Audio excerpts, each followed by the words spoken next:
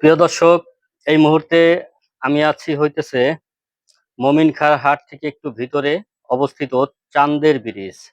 চান্দের ব্রিজে ঘুরতে চলে আসলাম আজকে। তো চান্দের ব্রিজে আসার পরে দেখি সবুজে ঘেরা কচুরি পানা দিয়ে ভরা নদী, এবং আমি এই মুহূর্তে ব্রিজের নিচে আছি। তো চারিদিকে মানে এমন পরিবেশ, খুবই ভালো লাগতেছে।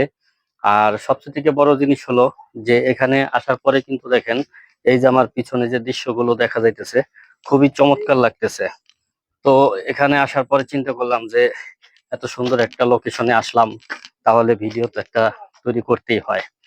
তো চান্দের ব্রিজের আস্তে আস্তে আমি উপরে উঠতেছি, আপনাদেরকে দেখানোর চেষ্টা করব যে চান্দের ব্রিজটা মানে অনেক বড় একটা ব্রিজ, এবং এখানে কিন্তু প্রচুর পরিমাণে মানুষ ঘুরতে আসে।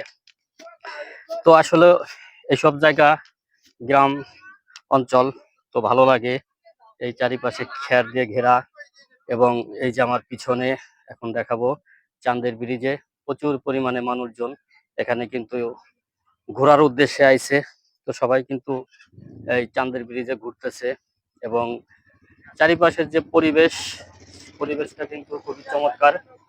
আর এই চমৎকার পরিবেশে চলে আসলাম আপনাদের সাথে আড্ডা দেওয়ার জন্য, আপনাদেরই প্রিয় ইমন ভাই। তো দেখেন, এরকম পরিবেশে আসলে ঘুরতে আসাটা খুবই ভালো লাগে। তো ভালো লাগা থেকে কিন্তু ফরিদপুরের চারিপাশে আসি ঘোরার জন্য, এবং আপনাদেরকে দেখানোর চেষ্টা করি যে কোথায় কি আছে। তো এই চান্দের ব্রিজের উপরে এখন আমি আছি। তো এই চান্দের ব্রিজের উপরে যে দেখেন যে প্রচুর মানুষ ঘোরার জন্য আসছে। তো আমি আপনাদেরকে দেখানোর চেষ্টা করতেছি, এখানে কিন্তু চটপটি ফুচকার দোকানও আছে, এবং মানুষের বিনোদনের জন্য তো বিশাল একটি জায়গা। আর সবচেয়ে থেকে বড় ব্যাপার হলো বিশাল একটা নদী বয়ে চলতেছে নিচ দিয়ে। তো এখানে আসার পরে আমার কাছে কিন্তু খুবই ভালো লাগতেছে।